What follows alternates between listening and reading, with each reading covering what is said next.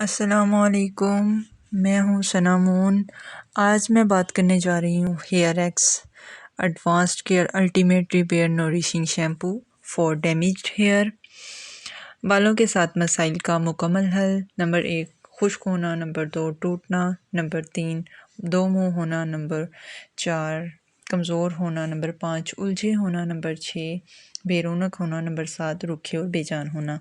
अब बात करते हैं हम हेयर एक्स शैम्पू की। शैम्पू का काम बालों की क्लींजिंग करके अच्छे से सफाई करना है। शैम्पू सिर्फ बालों की जड़ों में लगाया जाता है। अब बात करते हैं हम कंडीशनर की। हेयर एक्स शैम्पू कंडीशनर सिर्फ बालों की सफाई करता है। बालों की असल खुराक कंडीशनर है। कंडीशनर जड़ों के अलावा बाकी तमाम बालों पर लगाया जाता है। बालों को नरम, मुलायम और मजबूत बनाता है। बालों के तमाम मसाइल को हल करता है। अब बात करते हैं हम सीरम की। अगर आपके बाल दो मुए हैं, इनकी ग्रोथ नहीं हो रही, तो ये सीरम बेहतरीन हल है।